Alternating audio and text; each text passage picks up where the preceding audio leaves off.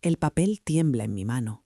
No es por el frío del taller, ese frío húmedo que se te mete en los huesos y que ya forma parte de mi piel, sino por un temblor que nace en el centro de mi pecho y se extiende por cada fibra de mi ser. Es una carta del banco, la última. El lenguaje es formal, aséptico, lleno de términos legales que intentan disfrazar la brutalidad del mensaje. Ejecución de la hipoteca. 3 palabras que son un martillo pilón contra los cimientos de mi vida. El taller de mi padre, su legado, mi fracaso. El fluorescente del techo parpadea con un zumbido intermitente, arrojando una luz enferma sobre las manchas de grasa que decoran el suelo de hormigón como un mapa de batallas perdidas. El olor a metal, a disolvente y a una tristeza vieja y densa lo impregna todo. Me apoyo en el banco de trabajo, el metal helado contra mi cadera, y siento cómo el aire se vuelve espeso, difícil de respirar. Cada herramienta colgada en la pared, cada llave inglesa, cada destornillador, parece un dedo acusador. El mundo exterior, el ruido del tráfico de la calle Antonio López, se desvanece hasta convertirse en un murmullo lejano, ahogado por el rugido de mi propia derrota. El corazón me late en los oídos, un tambor sordo y pesado que marca el ritmo de mi caída. Miro la carta de nuevo, las letras negras y nítidas sobre el folio blanco, y siento una náusea helada subirme por la garganta. Es el final, no una posibilidad, no una amenaza, es un hecho, un punto y final escrito con la tinta de la indiferencia burocrática. Me siento completamente sola, una isla en medio de un océano de deudas y recuerdos. Es una sensación extraña, como si mi cuerpo estuviera aquí, en este taller de Carabanchel, pero mi alma flotara a un par de metros, observando la escena con una distancia clínica y aterradora, observando a una chica de 24 años, con un mono de trabajo manchado y el pelo recogido en una coleta deshecha, a punto de romperse en 1000 pedazos. El silencio del taller es casi físico, un peso que me oprime los hombros. Quizás hayas vivido algo parecido. Si es así, escríbelo en los comentarios y dime desde dónde estás viendo esta historia, porque en este preciso instante necesito saber que no soy la única que ha sentido que el suelo se abría bajo sus pies, que todo por lo que había luchado se convertía en ceniza. Me muevo por el taller como un autómata. Mis pies conocen el camino, esquivan las herramientas en el suelo, rodean el foso de inspección cubierto con tablones de madera. Mis manos rozan la chapa fría de un SEAT 600 a medio restaurar, un proyecto que empecé con una ilusión que ahora me parece obscena, casi un insulto. Recuerdo a su dueño, el señor Julián, un jubilado que me pagaba en pequeñas cuotas, con la misma esperanza con la que yo aceptaba su dinero, fingiendo que cada billete de 20 euros era un ladrillo para reconstruir mi fortaleza. Ahora el coche parece un cascarón vacío, un monumento a mis buenas intenciones y a mis pésimos resultados.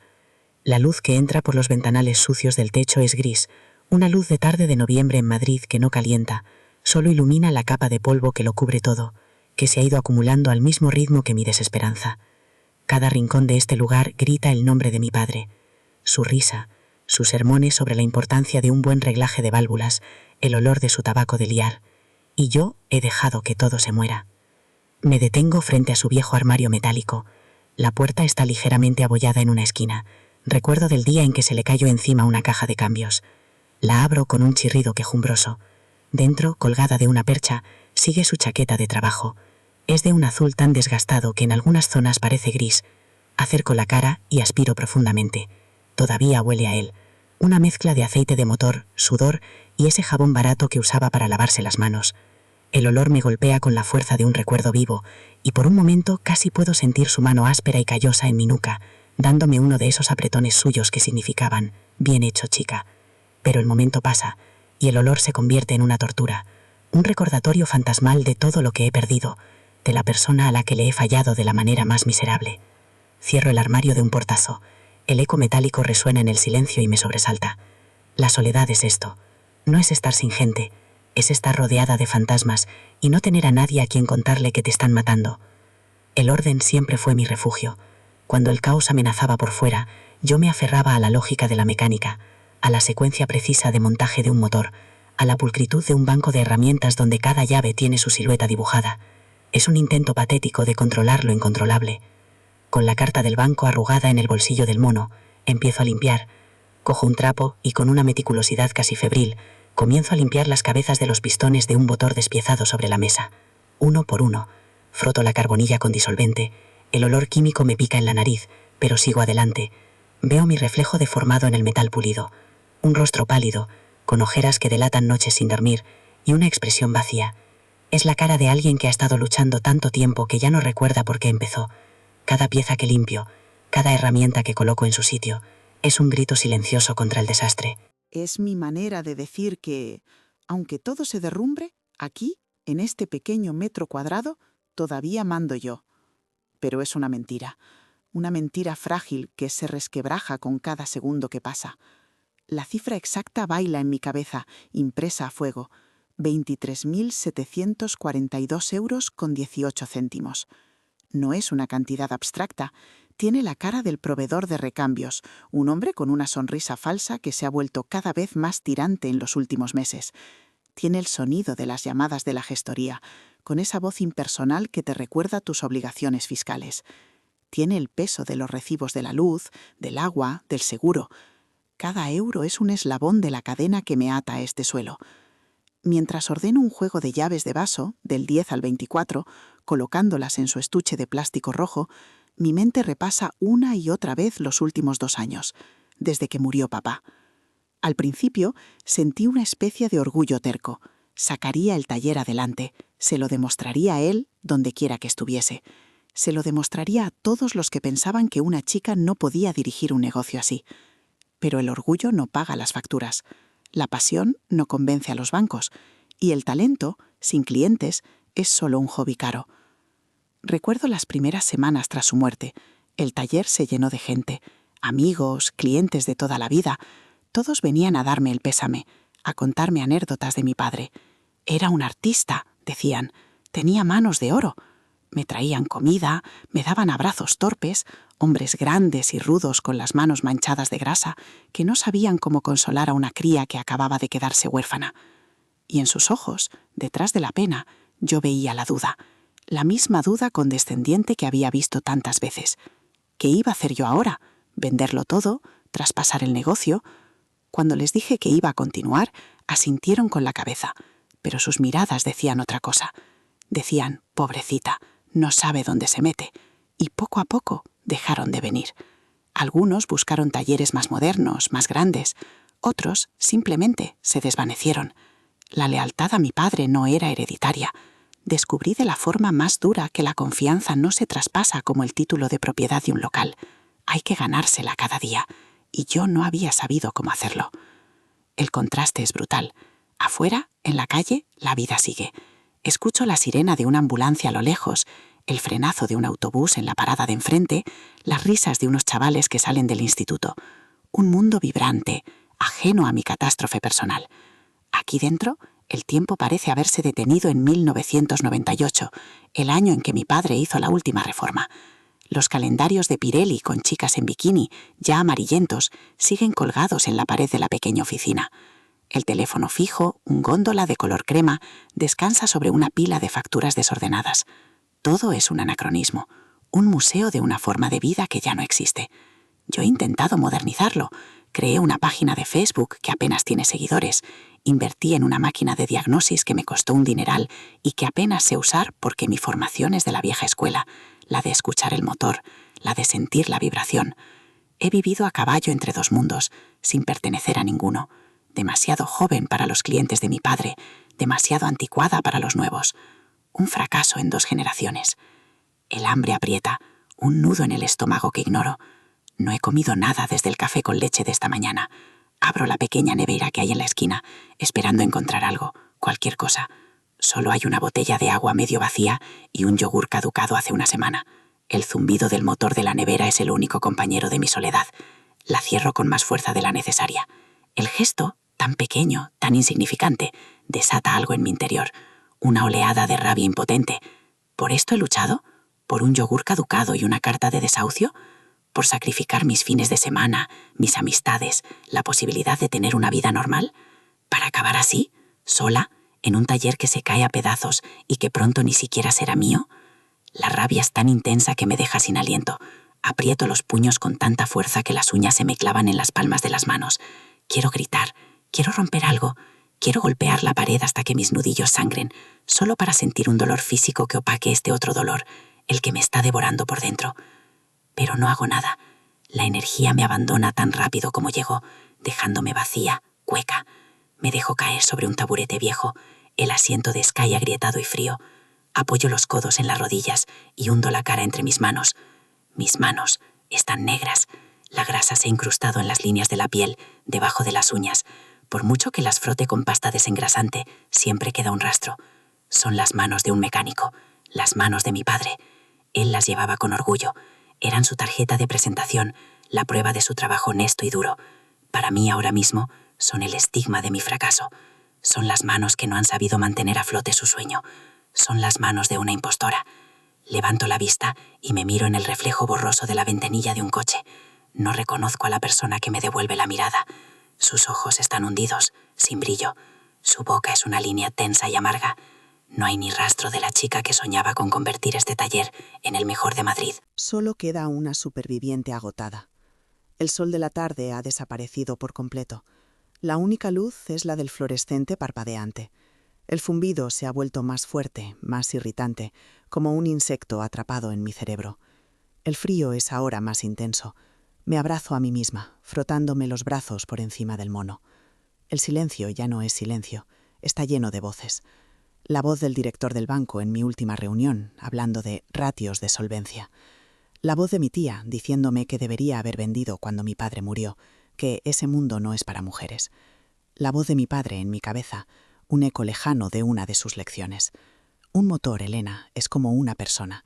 Si lo escuchas con atención, te dice exactamente lo que le duele.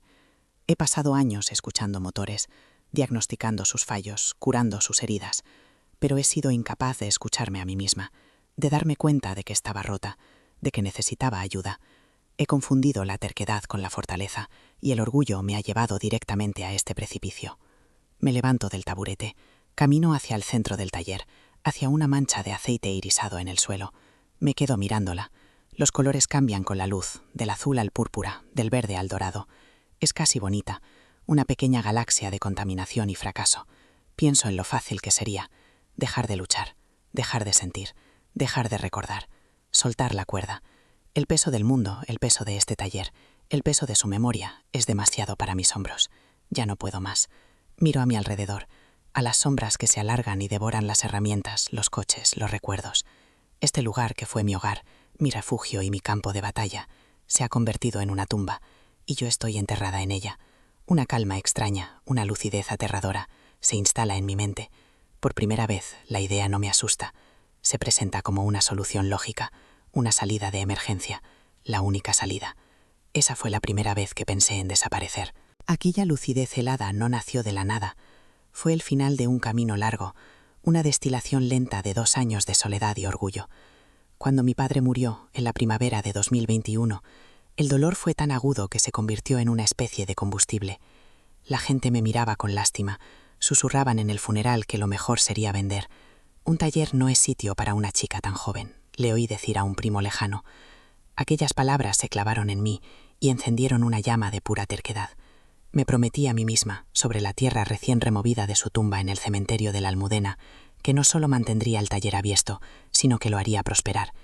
Quería que su nombre, Talleres García, pintado en letras azules sobre la fachada de chapa, brillara más que nunca. Era una promesa infantil, nacida de la rabia y el amor, y no tenía ni la más remota idea del precio que iba a pagar por ella. Era una armadura que me construí para no desmoronarme, sin darme cuenta de que también era una jaula. Los primeros meses fueron una ilusión. Los clientes de toda la vida, movidos por la lealtad a mi padre, seguían viniendo. Me pagaban casi con reverencia. Me contaban historias suyas mientras yo cambiaba un filtro de aceite o revisaba unos frenos. Tu padre lo habría hecho así, decían, y yo sonreía, sintiendo un calor en el pecho que confundía con el éxito. Invertí los pocos ahorros que me quedaban, unos 6.000 euros, en modernizar la contabilidad, en comprar un elevador nuevo para sustituir al viejo, que perdía aceite hidráulico. Me sentía poderosa, una heredera digna de su legado. Trabajaba 16 horas al día, comía bocadillos fríos sobre el banco de trabajo y me dormía en el pequeño sofá de la oficina, cubierta con su vieja chaqueta. Estaba tan inmersa en mi papel de heroína, de hija abnegada, que no vi las primeras grietas que aparecían en los cimientos. No me di cuenta de que la lealtad es un sentimiento, pero los negocios se rigen por números fríos y crueles. La primera señal de alarma fue sutil. El señor Aguirre, un taxista que llevaba su coche al taller desde antes de que yo naciera, vino un día a recoger su Mercedes. Le había cambiado la bomba de inyección, un trabajo complicado y caro. Al darle la factura, casi 1.200 euros, su cara cambió. «Elena, hija, es que en el taller de la calle de al lado me lo hacían por 900», me dijo, sin mirarme a los ojos. Intenté explicarle que mis piezas eran originales, que la garantía era total. Repetí las frases que le había oído a mi padre 1000 veces, pero él solo se encogió de hombros. Me pagó, pero supe que no volvería. Esa noche, sentada en la oscuridad del taller, sentí un frío que no era el del invierno. Comprendí que el nombre de mi padre ya no era un escudo, era una sombra demasiado grande, y la gente no me medía por mi trabajo, sino por la nostalgia de un hombre que ya no estaba. Empecé a sentir que no competía contra otros talleres, sino contra el fantasma de un mecánico perfecto. Poco a poco el goteo de clientes se convirtió en una hemorragia. Los coches que entraban eran cada vez más viejos, las reparaciones más pequeñas, cambios de aceite, pastillas de freno, averías menores. Los trabajos grandes, los que dejaban margen, se iban a otra parte. Empecé a tener problemas para pagar a los proveedores. Recuerdo una llamada de Recambio Soler. Les debía casi 3.000 euros. El comercial, un tipo llamado Carlos, que siempre le había reído las gracias a mi padre, me habló con una frialdad que me heló la sangre. «Elena, o pagas esta semana o te cortamos el suministro». Colgué el teléfono y me quedé mirando la pared, las siluetas de las herramientas dibujadas con tiza blanca. Sentí una vergüenza tan profunda que me quemaba por dentro. Tuve que vender la moto que mi padre me había regalado por mi 18º cumpleaños, una Vespa Primavera preciosa. Saqué 2.500 euros por ella.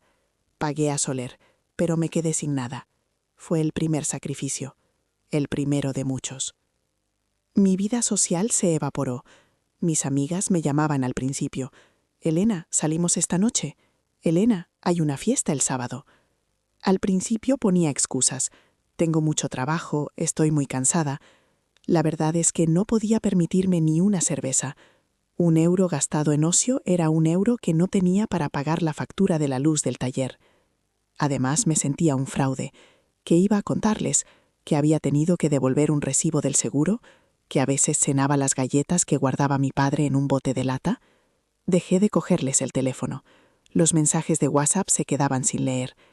Ellas, con sus vidas normales, sus trabajos de oficina, sus planes de fin de semana, pertenecían a un universo del que yo me había autoexiliado.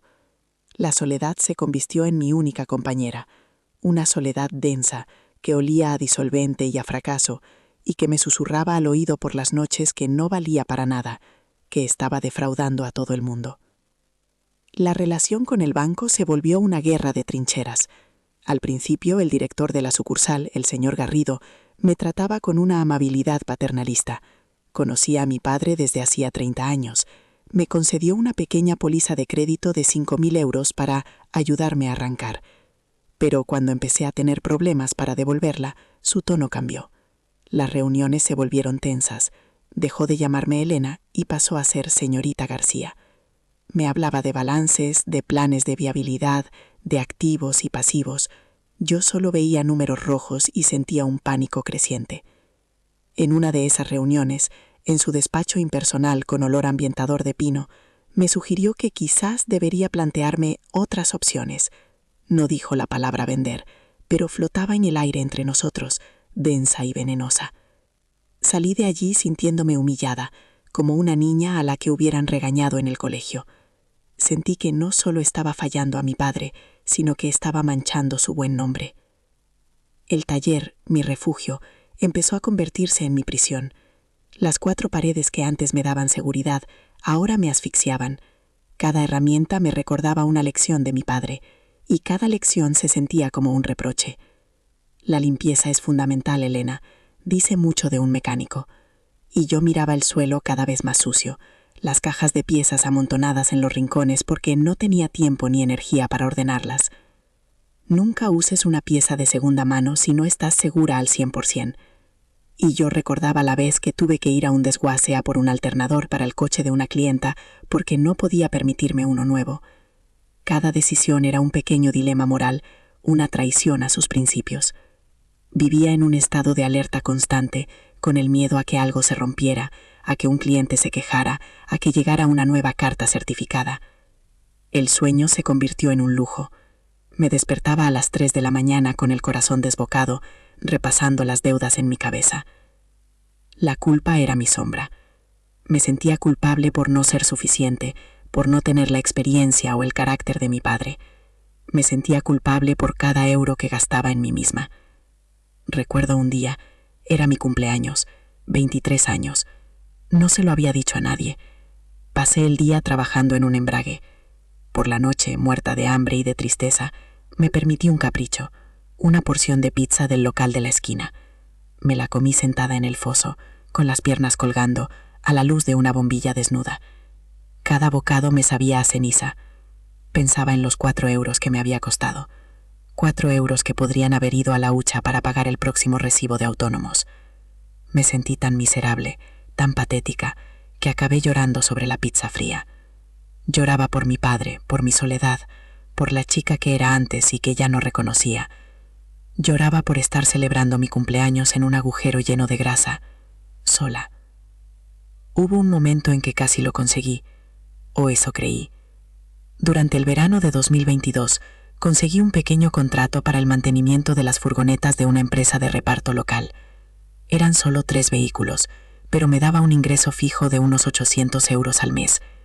Por primera vez en mucho tiempo, sentí que podía respirar. Pude ponerme al día con algunas facturas. Incluso me permití contratar a un chico en prácticas durante unas horas por la mañana. Se llamaba Javi, un chaval lleno de energía que me recordaba a mí misma unos años antes. Verle aprender, ver su entusiasmo, me devolvió una chispa de la ilusión perdida. Durante un par de meses el taller volvió a tener vida. El sonido de 2 personas trabajando, la radio puesta de fondo, las bromas mientras comíamos un bocadillo. Empecé a pensar que, quizás, había pasado lo peor, que el sacrificio estaba empezando a dar sus frutos. Fue una falsa esperanza, un espejismo en medio del desierto. El espejismo se desvaneció en octubre. La empresa de reparto quebró. De la noche a la mañana, me dejaron a deber la factura del último mes y el contrato se fue al traste. Tuve que decirle a Javi que no podía seguir pagándole. Fue una de las conversaciones más difíciles de mi vida. Vi la decepción en sus ojos, la misma que yo sentía por dentro. «No te preocupes, Elena, lo entiendo», me dijo, pero su comprensión me dolió más que un reproche. Esa tarde, después de que se fuera, me quedé sola en el taller. El silencio era ensordecedor. Volví a estar en el punto de partida, pero peor, porque ahora no solo estaba endeudada, sino que también había probado un poco de esperanza y me la habían arrancado de cuajo. La caída fue mucho más dura. Fue como si me hubieran enseñado una ventana con vistas al mar y luego me hubieran tapiado la pared. La desesperación que sentí entonces fue más oscura y profunda que nunca. Empecé a descuidarme, a mí y al taller. Dejé de limpiar con la misma meticulosidad. Las herramientas se quedaban fuera de su sitio. El polvo se acumulaba. Yo misma me abandoné. Llevaba el mismo mono de trabajo durante días. A veces dormía con el puesto. Me duchaba por pura necesidad, no por rutina. Adelgacé. Las ojeras se convirtieron en parte permanente de mi rostro. Cuando me miraba en el espejo del pequeño baño del taller, veía los ojos de mi padre en sus últimos meses, cuando la enfermedad ya le estaba ganando la batalla. Esa mirada de cansancio infinito, de alguien que ha luchado tanto que ya solo desea que todo termine. La gente lo notaba. Los pocos clientes que quedaban me miraban con una mezcla de preocupación y distancia. Nadie se atrevía a preguntar. Era más fácil ignorarlo. Y yo se lo agradecía. No habría sabido qué responder. ¿Cómo explicas que te estás muriendo por dentro? Que tu propio sueño te está matando. La presión social, aunque indirecta, era constante. Me encontraba a antiguas compañeras del instituto por el barrio y sus preguntas eran como puñales. ¿Qué tal por el taller? ¿Mucho trabajo? Yo mentía, siempre mentía. Sí, muy bien, no paro. Sonreía, intentando que no se notara la tensión en mi mandíbula. Ellas me contaban sus ascensos, sus viajes, sus planes de boda. y yo sentía que un abismo se abría entre nosotras. Ellas avanzaban, construían sus vidas. Yo estaba estancada, atrapada en un mausoleo de metal y grasa, luchando una batalla perdida por un hombre muerto. La envidia que sentía era amarga, me avergonzaba de ella. No era su culpa, era la mía. Yo había elegido ese camino. Yo me había empeñado en llevar esa armadura de orgullo, y ahora no sabía cómo quitármela. Estaba soldada a mi piel. Recuerdo una conversación con mi tía Carmen, la hermana de mi madre. Vino a verme al taller un sábado por la tarde. Trajo un tupper con filetes empanados, como si yo fuera una estudiante en apuros. Se sentó en la silla desvencijada de la oficina y me miró con sus ojos tristes. Elena, cariño, tienes que ser realista. Tu padre no querría esto para ti. No querría que te consumieras de esta manera. Vende, empieza de nuevo. Todavía eres muy joven. Sus palabras, aunque dichas con amor, me sonaron a traición. Para mí, vender era como admitir que ella y todos los demás tenían razón desde el principio. Era escupir sobre la tumba de mi padre. Me puse a la defensiva. Le contesté con una dureza que no merecía. Le dije que no se metiera en mis asuntos, que yo sabía lo que hacía. Se fue dolida, y yo me quedé sola, rodeada por el eco de mis propias mentiras. Sabía que tenía razón, pero mi orgullo era un muro demasiado alto. El conflicto moral me carcomía. Para sobrevivir, a veces tenía que hacer cosas que iban en contra de todo lo que mi padre me había enseñado. Pequeñas trampas, atajos, usar un aceite de una calidad ligeramente inferior para ajustar un presupuesto, recomendar una reparación que quizás no era estrictamente necesaria para poder pagar una factura urgente. Cada vez que lo hacía, sentía su mirada clavada en mi nuca. Odiaba a la persona en la que me estaba convirtiendo. Una mecánica mediocre, una empresaria desesperada. Una vez, un chico joven trajo su primer coche, un utilitario viejo. Tenía una avería en la junta de la culata, una reparación muy cara. Podría haberle dicho la verdad, que no merecía la pena arreglarlo, que le costaría más que el valor del coche. Pero necesitaba desesperadamente ese dinero. Le di un presupuesto inflado, rezando para que lo aceptara. Lo hizo. Durante los 3 días que tardé en hacer el trabajo, no pude mirarme al espejo. Estaba estafando a alguien que confiaba en mí. Estaba traicionando mi propio oficio. La burocracia era un monstruo de 1000 cabezas que me devoraba el tiempo y la energía. El papeleo se acumulaba en la mesa de la oficina, una montaña de sobres amenazantes. Los impuestos trimestrales del IVA, los seguros sociales, las licencias municipales. Cada formulario era un laberinto diseñado para hacerte sentir estúpido e incompetente. Pasaban noches enteras intentando descifrar el lenguaje administrativo, con el miedo constante a cometer un error que me costara una multa. Odiaba esa parte del trabajo. Mi padre tenía un gestor, pero yo no podía permitirme uno. Tenía que hacerlo todo yo. Me sentía como si estuviera luchando en 2 frentes. Por el día, la batalla física en el taller. Por la noche, la batalla mental contra la administración. Estaba permanentemente agotada, con una sensación de agobio que no me abandonaba ni un segundo. El taller ya no era un negocio, era una condena a trabajos forzados. La soledad en una ciudad como Madrid es particularmente cruel. Estás rodeado de millones de personas, pero puedes sentirte completamente invisible. Vivía en el pequeño piso encima del taller, el mismo en el que me había criado. Por las noches me asomaba a la ventana y veía las luces de los otros edificios, las vidas ajenas transcurriendo detrás de esas ventanas. Familias cenando, parejas viendo la televisión, gente riendo. Y yo estaba allí, en mi silencio, con el olor a aceite de motor impregnado en las cortinas. A veces, para no sentirme tan sola, encendía la vieja radio de mi padre. Escuchaba programas de madrugada. Las voces de los locutores y de los oyentes que llamaban se convertían en una especie de compañía fantasmagórica. Me aferraba a esas voces lejanas para no ahogarme en el silencio de mi propia vida. Era patético. Una mujer de 24 años cuya única interacción social era una radio. Mi cuerpo empezó a pasarme factura. El dolor de espalda se hizo crónico por las malas posturas y el esfuerzo. Las manos siempre agrietadas y doloridas. Sufría migrañas constantes por la tensión y la falta de sueño. Un día, mientras intentaba aflojar un tornillo oxidado, sentí un tirón brutal en el hombro. El dolor fue tan intenso que casi me desmayo. No podía levantar el brazo. Tuve que cerrar el taller 2 días. 2 días sin ingresos. Fui al médico de la Seguridad Social. Me dijo que era una tendinitis aguda, que necesitaba reposo y fisioterapia. Reposo, fisioterapia. Me reí en su cara. ¿Cómo iba a permitirme eso? Me recetó unos antiinflamatorios y me fui. Aprendí a trabajar con el dolor, a moverme de una forma extraña para no forzar el hombro. El dolor físico se convirtió en un ruido de fondo más, sumado al zumbido de mi ansiedad y mi desesperación. Era una pieza más en el motor averiado que era mi vida. La rutina se rompió por completo. Antes, con mi padre, todo tenía un orden. Abríamos a las 9. Parábamos a las 2 para comer. Él cocinaba algo rápido en el hornillo de la oficina. Cerrábamos a las 7. Los viernes por la tarde limpiábamos a fondo. Ahora el tiempo era un caos. Había días que no abría hasta mediodía porque me había quedado dormida de puro agotamiento. Otros días trabajaba hasta la madrugada para terminar un coche y poder cobrar al día siguiente. Comía cuando me acordaba, si me acordaba. El taller, que había sido un lugar de disciplina y orden, se había convertido en el reflejo de mi descontrol interno.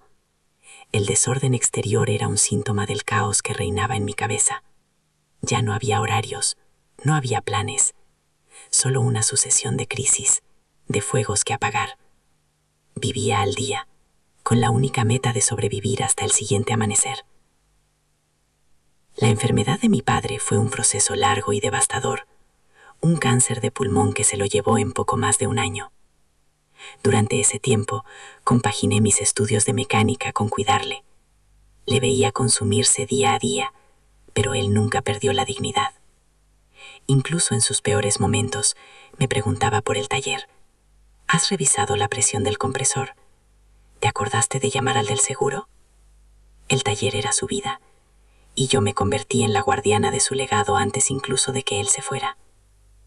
Creo que mi obstinación por mantenerlo a flote nació ahí, de esa necesidad de demostrarle que todo su esfuerzo no moriría con él. Quería que se fuera en paz, sabiendo que su obra estaba en buenas manos. Pero ahora, en la soledad de mi fracaso, me daba cuenta de que quizás mi promesa fue un acto de egoísmo. Quizás le habría dado más paz saber que yo sería feliz, aunque fuera lejos de allí. El último clavo en el ataúd fue una carta de Hacienda, una inspección rutinaria, un error en la declaración del IVA del año anterior, un error que yo había cometido en una de esas noches de agotamiento y confusión. La multa era de 4.000 euros. 4.000 euros que no tenía. Era una cantidad absurda, casi cómica en su crueldad. Recuerdo leer la carta y no sentir nada, ni rabia, ni miedo, solo un vacío inmenso. Era como si mi capacidad de sentir se hubiera agotado. La deuda con el banco, los proveedores, y ahora esto. Era el golpe de gracia. Me senté en el suelo frío del taller, con la carta en la mano, y me reí. Una risa seca, sin alegría, que sonó extraña en el silencio. Me reía de mi propia estupidez, de mi arrogancia, de haber creído que podía yo sola contra el mundo. La risa se convirtió en un sollozo ahogado. Fue el principio del fin. El día que llegó la carta del banco, la de la ejecución hipotecaria, fue la culminación de todo. No fue una sorpresa. En el fondo, sabía que era inevitable, pero verla impresa en papel oficial, con el sello del juzgado, lo hizo real, irreversible. Ya no era una amenaza, era una sentencia. Sostuve aquel papel en mi mano y sentí cómo se rompía el último hilo que me mantenía en pie. Todo el sacrificio, el dolor, las noches sin dormir, las humillaciones, las pequeñas traiciones a mis principios, todo había sido para nada.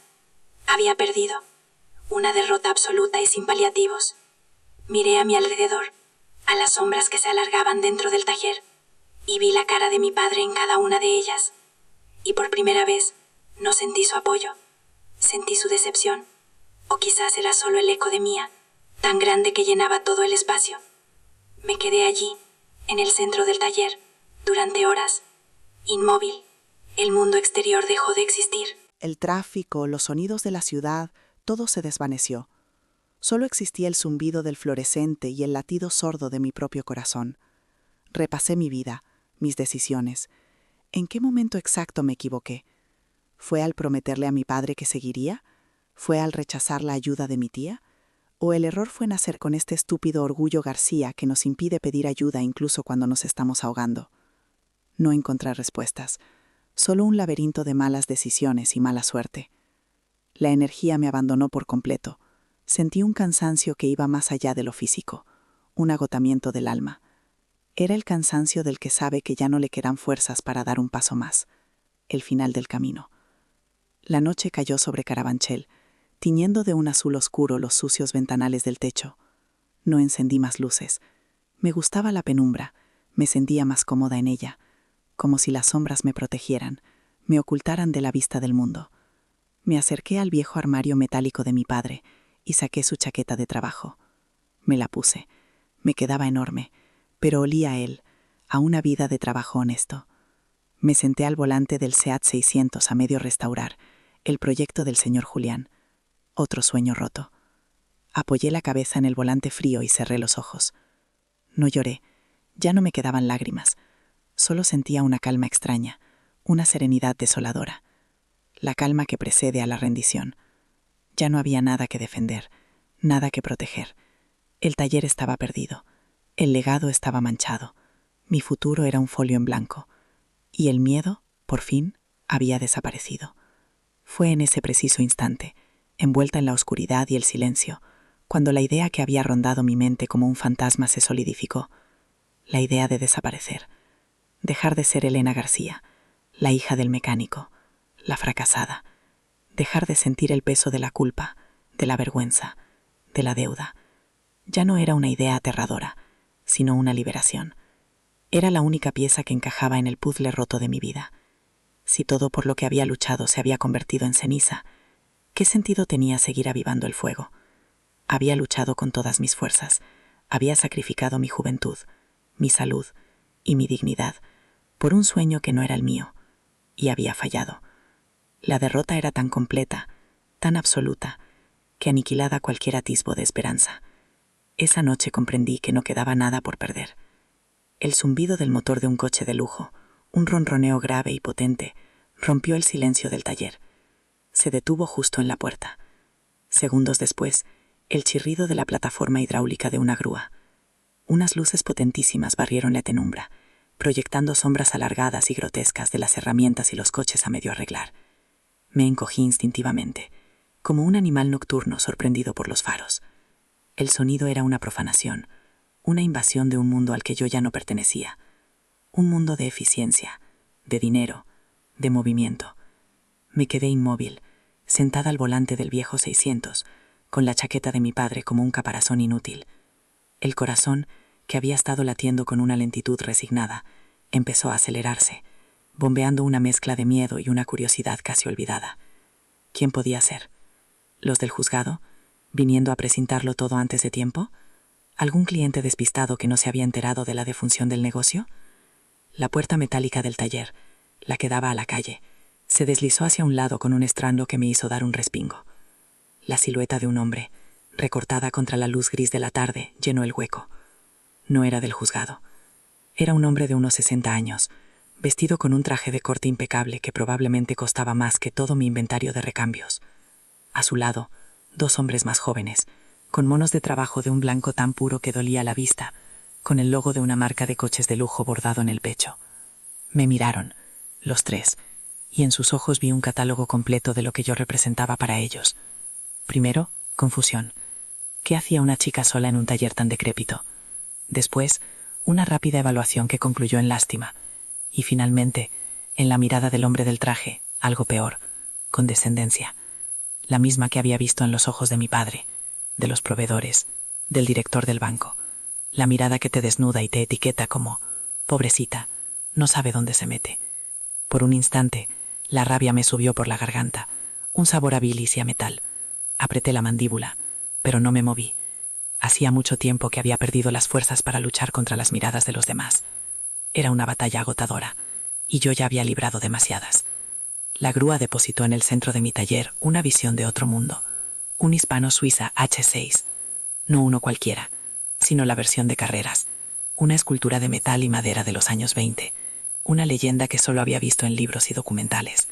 Su carrocería de color oscuro parecía absorber la pobre luz del taller y devolverla con un brillo profundo y antiguo. El contraste era casi violento. Aquella joya de la ingeniería, un coche que valía millones, reposando sobre mi suelo de hormigón manchado de grasa, rodeado por los fantasmas de coches populares y averías mundanas. Era un rey en un arrabal. El hombre del traje se acercó a mí, sus zapatos italianos esquivando con pericia los charcos de aceite. No se presentó, no me dio los buenos días. Simplemente señaló a la bestia roja con un gesto de la barbilla, su rostro una máscara de impaciencia y frustración. La situación era tan absurda, tan fuera de lugar, que mi cerebro, adormecido por la desesperación, tardó unos segundos en procesarla. Aquello no podía estar pasando. Debía ser una alucinación, un sueño febril provocado por el hambre y el agotamiento. «Llevamos 3 horas intentando arrancarlo», dijo el hombre. Su voz era grave y tenía el timbre de quien está acostumbrado a dar órdenes y a ser obedecido al instante. «Mis mecánicos no lo consiguen». Miró a sus 2 empleados de mono impoluto, que se encogieron de hombros con una expresión de impotencia profesional. Vi sobre un carrito auxiliar sus herramientas, ordenadores portátiles, analizadores de espectro, aparatos de diagnosis que parecían salidos de una nave espacial. Habían intentado hablarle a un poema épico en el idioma de un manual de instrucciones. Habían tratado a una obra de arte como si fuera una simple máquina, y la máquina se había negado a responder. Recordé las palabras de mi padre, martilladas en mi cabeza desde que era una niña. Un motor de verdad tiene alma, Elena. No se le puede obligar. Hay que convencerlo. Tienes que escucharlo, entender que le duele. Y de repente, en medio de mi ruina, sentí una conexión extraña y profunda con aquel amasijo de metal silencioso. Ambos estábamos rotos, abandonados por un mundo que ya no nos entendía. El hombre me escrutó de arriba abajo, mi mono manchado, mi coleta deshecha, mis manos negras de grasa incrustada. La sonrisa que se dibujó en sus labios no tenía ni una pizca de humor. Era la sonrisa de la desesperación, del que está dispuesto a intentar cualquier cosa, por ridícula que parezca. Tenía una exhibición, una carrera, algún evento donde su prestigio dependía de que aquel motor rugiera. El tiempo era su enemigo y se le estaba acabando. Se acercó un paso más, su cara ahora apenas 1 metro de la mía. El olor de su colonia cara se mezcló con el del disolvente del taller, creando un aroma nauseabundo. Me miró fijamente a los ojos, como si intentara encontrar algún indicio de competencia detrás de mi fachada de derrota. Y entonces soltó la frase que se clavó en el aire y lo hizo vibrar. «Te doy todo lo que quieras si lo enciendes». Sus mecánicos se miraron y contuvieron una risa. Para ellos era una broma, para mí no. Para mí esas palabras fueron como una descarga eléctrica en un corazón parado. «Todo lo que quieras».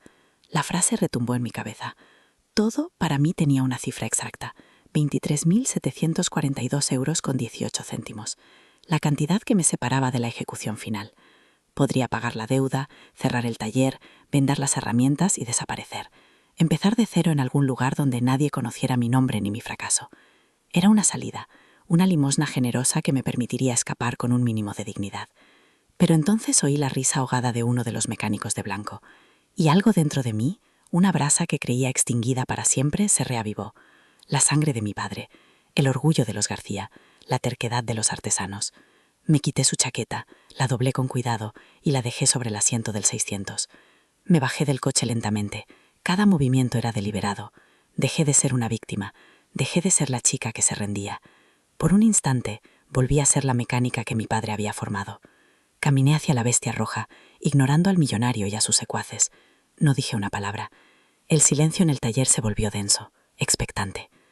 Puse una mano sobre el capó frío y metálico, cerré los ojos y escuché, no con los oídos, sino con las yemas de los dedos, con la piel, con cada fibra de mi ser. Me aislan el mundo, de las miradas, de la presión. Solo existíamos el motor y yo, y el eco de las lecciones de mi padre. Escucha la respiración del carburador, siente el pulso de la magneto. Me estaba hablando. Su lenguaje no era digital, era analógico, visceral. Un murmullo de fatiga, una queja sorda. Sus mecánicos habían buscado un fallo complejo, un error electrónico en una máquina que era pura mecánica. Pero yo sentía algo más simple, más fundamental. Un problema de contacto, un malentendido entre piezas. Abrí los ojos. Sin usar ninguna de sus herramientas brillantes, seguí el recorrido de un cable de la magneto, uno que ellos, en su soberbia tecnológica, habían pasado por alto. Estaba ligeramente suelto, su contacto cubierto por una fina capa de sulfato, casi invisible. Una barrera minúscula que impedía que la chispa de la vida fluyera. Era una tontería, una avería de principiante, una que solo se podía encontrar con humildad y atención. No pedí un trapo limpio, no busqué un limpiador de contactos. Simplemente, con un gesto que horrorizó a los mecánicos de blanco, me remangué la manga de mi mono sucio y froté el contacto con fuerza, hasta que el cobre brilló de nuevo. Reconecté el cable, asegurándome de que el ajuste fuera perfecto. Luego, sin mirar a nadie, me deslicé en el asiento del conductor. El cuero agrietado estaba frío, el volante de madera, enorme. El silencio era total. Podía sentir los 3 pares de ojos clavados en mi espalda. Mi corazón latía con una fuerza tranquila, un ritmo seguro y firme que no había sentido en años. No había miedo, no había duda. Era un momento de pura certeza. Mis manos se movieron con una memoria propia, ajustaron el avance del encendido, tiraron del starter. Agarré la llave de contacto, una pieza de metal simple y pesada. La giré, y el motor rugió. No tosió, no carraspeó. Despertó de su letargo de décadas con un rugido atronador, una explosión de furia y de vida que hizo temblar el suelo y las ventanas del taller. El sonido llenó cada rincón, expulsando las sombras, el polvo y la desesperación. Era un sonido puro, limpio, la voz de un titán que reclamaba su trono. Los 2 mecánicos retrocedieron un paso, sus rostros una mezcla de incredulidad y humillación. El dueño del coche se quedó paralizado, con la boca ligeramente abierta, sus ojos fijos en mí.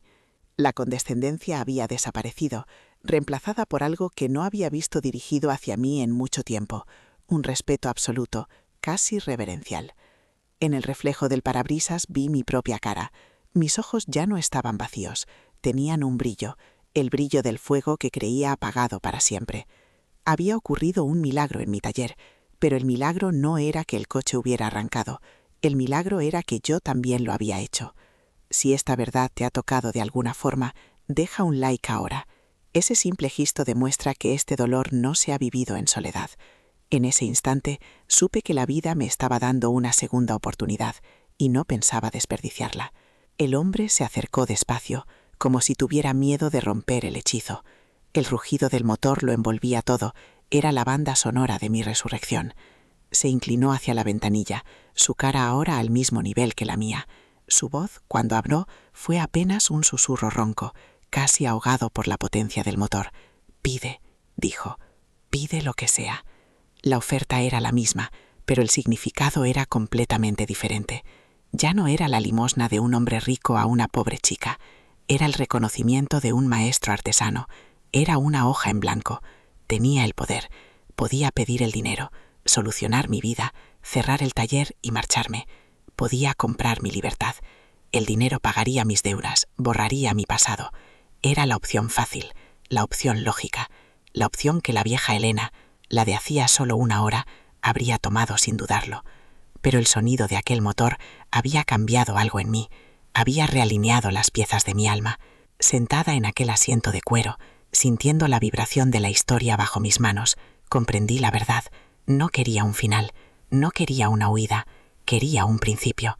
El dinero solo era un parche, una solución temporal que me dejaría tan vacía como antes, solo que sin deudas. Lo que yo anhelaba no era la ausencia de problemas, sino la presencia de un propósito. Había pasado los últimos 2 años luchando por defender la memoria de mi padre, por mantener vivo su legado, pero en el proceso me había olvidado de construir el mío. Había confundido la lealtad con el autosacrificio. El rugido de aquel motor no era solo el sonido de una máquina, era la voz de mi propio talento, de mi propia pasión, gritando para ser liberada de la tumba de culpa y obligación que yo misma había construido. Quería más que dinero, quería mi dignidad, quería una oportunidad para demostrar quién era, no por ser la hija de mi padre, sino por ser yo misma. Apagué el motor. El silencio que siguió fue aún más impactante que el estruendo. En ese silencio, mi propia voz sonó clara y firme. Lo miré a los ojos. Su mirada ya no era la de un superior, sino la de un igual. «No quiero su dinero», le dije. Las palabras salieron sin un ápice de duda. «Quiero un puesto, Como jefa de mecánicos en su escudería de competición, quiero demostrar que el talento no lleva traje ni corbata, a veces solo lleva las manos manchadas de grasa. El hombre se quedó mirándome, sin parpadear. Una lenta sonrisa se dibujó en su rostro. No dijo nada, simplemente sacó una tarjeta de su cartera y me la tendió. La cogí. Era de un cartón grueso, con su nombre grabado en relieve. Después se dio la vuelta y con un gesto indicó a sus hombres que prepararan el coche para llevárselo. Los vi marcharse, la bestia roja desapareciendo en la tarde gris de Madrid. Me quedé sola, en el centro de mi taller, con la tarjeta en una mano y mi teléfono, el que solo sonaba para reclamar deudas, en la otra. Apagué el teléfono y por primera vez en años respiré sin miedo. No llamé a ese número de inmediato. Durante los días que siguieron, la tarjeta de cartón grueso permaneció sobre la mesa de la cocina, junto a la última taza de café que me había tomado en esa vida. El taller permanecía en silencio, pero ya no era un silencio opresivo. Era una calma expectante, el aire quieto después de una tormenta devastadora que milagrosamente te ha dejado en pie. Cada mañana, la luz entraba por los ventanales sucios y ya no iluminaba un campo de batalla, sino unas ruinas nobles. Empecé a empaquetar, no con la desesperación de quien es desahuciado, sino con el cuidado de un arqueólogo que cataloga los restos de una civilización perdida. Cada herramienta, cada llave inglesa, cada manual de reparaciones manchado de grasa, pasaba por mis manos.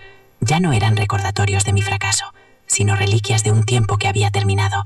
Estaba despidiéndome, no huyendo. Era la victoria más silenciosa y profunda de mi vida, elegir el final, en lugar de dejar que el final me eligiera a mí. El teléfono seguía apagado. Sabía que al otro lado de esa pantalla oscura me esperaban las llamadas del banco, las amenazas veladas de los proveedores, la preocupación de mi tía. Pero por primera vez en 2 años, yo tenía el control del interruptor. Decidí que las conversaciones importantes no se tienen por teléfono. Una mañana me puse unos vaqueros limpios y la única camisa que no olía aceite de motor. Y caminé hasta la sucursal del banco. El señor Garrido me recibió con la misma condescendencia de siempre, preparado para mi siguiente súplica. Pero no la hubo. Me senté frente a él y con una calma que lo desarmó por completo, le comuniqué que no me opondría a la ejecución, que les entregaría las llaves en cuanto terminara de vaciar el local. Su rostro pasó de la sorpresa a un incómodo respeto. Salí de aquel despacho con la cabeza alta, sintiendo que el aire de la calle era más limpio, más fácil de respirar. No había salvado el taller, pero me había salvado a mí. Vender las herramientas y el poco material que quedaba fue un proceso agridulce. Cada pieza que se iba era un pequeño funeral, pero también un lastre menos. No saqué mucho dinero, apenas unos 4.000 euros, pero fue suficiente. Pagué a los proveedores más pequeños, a los que, como mi padre, luchaban cada día para mantenerse a flote. Les pagué hasta el último céntimo, mirándoles a los ojos. Con lo que sobró, alquilé una habitación en un piso compartido en Moratalaz, al otro lado de la ciudad. El día que cerré por última vez la persiana metálica de Talleres García, el sonido no fue un lamento, sino un punto y final. Mi nueva habitación era pequeña, con una ventana que daba a un patio interior, pero estaba limpia. La primera noche dormí 12 horas seguidas, un sueño profundo y sin pesadillas. Al despertar, el sol entraba por la ventana, y el único olor en el aire era el del café que preparaba mi compañera de piso. Era el olor de una vida normal. Pasaron 3 semanas. 3 semanas de silencio, de largos paseos por parques que no conocía, de acostumbrarme a no tener las manos permanentemente negras. 3 semanas de sentir cómo las capas de agotamiento y ansiedad se iban desprendiendo de mí como piel muerta. Una tarde, sentada en un banco del parque, saqué la tarjeta del bolsillo. Los bordes estaban ya un poco gastados. Marqué el número. Me respondió una secretaria con voz eficiente. Dije mi nombre, Elena García, y esperé el clic de la memoria, el reconocimiento. «Ah, sí», dijo ella. «El señor Larrea me dijo que probablemente llamaría. ¿Puede venir mañana a las 10?» La conversación fue breve, directa, sin fanfarria. No había una alfombra roja esperándome. Al colgar, no sentí euforia, sino una serena determinación. La puerta se había abierto, pero sabía que tendría que ganarme el derecho a cruzarla a cada paso. La oportunidad no era un regalo, era un desafío. Y por primera vez en mucho tiempo, me sentía con fuerzas para aceptarlo. El taller de la escudería no se parecía en nada al mío. Era un espacio inmaculado, casi un laboratorio, donde el orden y la luz lo dominaban todo.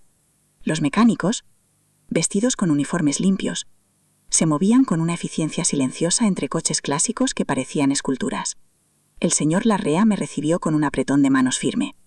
La oferta que te hice fue fruto de la desesperación, me dijo, sin rodeos. No puedo hacerte jefa de mecánicos, pero necesito a alguien en el equipo de restauración que entienda el alma de estas máquinas, no solo sus manuales. El puesto es tuyo si lo quieres. Empezarás desde abajo. Asentí. Era más de lo que había esperado. Era justo.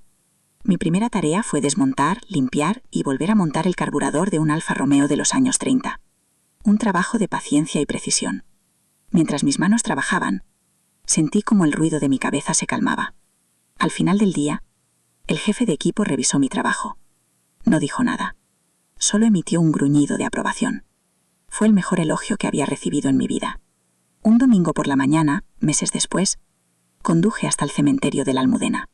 El sol calentaba con suavidad, y el silencio del lugar estaba lleno del murmullo de los árboles. Me detuve frente a la lápida de mi padre. Ya no sentía el peso de la culpa sobre mis hombros. Coloqué un pequeño ramo de flores silvestres. No recé. Solo me quedé allí, en silencio. Y le conté todo. Le conté mi fracaso, mi desesperación, y también mi pequeña y silenciosa victoria. Le expliqué que había tenido que soltar su sueño para poder empezar a construir el mío, que su verdadero legado no eran las 4 paredes de un taller, sino la pasión que me ardía en las manos, el instinto que me permitía escuchar a los motores. Sentí una profunda sensación de paz, como si una conversación pendiente durante mucho tiempo por fin hubiera tenido lugar. Me perdoné por no haber sido la hija que él esperaba, y confié en que dondequiera que estuviese, él me perdonaba por haber elegido ser yo misma. Mi vida ahora es sencilla. Me levanto temprano. El aire de la mañana ya no huele a disolvente, sino a la promesa de un nuevo día.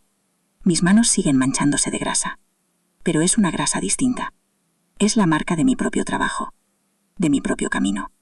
Ya no lucho contra el mundo, sino que colaboro con él. Aprendo cada día de mis compañeros, hombres y mujeres que comparten mi misma pasión. A veces, por la tarde, me siento en la puerta del taller, como hacía mi padre, y veo pasar la vida. Ya no siento la presión de las deudas, ni la angustia de la soledad. He descubierto que la dignidad no está en no caer nunca, sino en la fuerza con la que te levantas. No tengo un gran coche ni una gran casa, pero tengo algo mucho más valioso. Tengo paz. Tengo el respeto de la gente con la que trabajo, y lo que es más importante, he recuperado el respeto por mí misma. He comprendido que el taller de mi padre no era una herencia, era una lección. Y la lección más importante fue que a veces hay que perderlo todo para encontrarse. Tuve que ver cómo se derrumbaban las paredes de mi prisión para darme cuenta de que el cielo siempre había estado ahí. Tuve que tocar el fondo más oscuro para recordar que tenía la fuerza para impulsarme hacia la luz. La felicidad no es un destino al que se llega, sino una forma de caminar.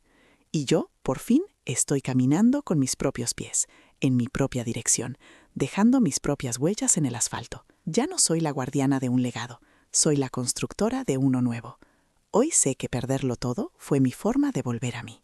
Ahora cuéntame, ¿desde qué ciudad o país me estás viendo? Quiero saber hasta dónde ha llegado esta historia. Si has sentido que esta historia te ha hablado directamente, compártela con alguien que necesite escucharla hoy. Puede ser el puente de este mensaje hacia otra vida. Dejen un corazoncito si creen que el amor es más poderoso que cualquier riqueza. Suscríbanse para más historias de segundas oportunidades.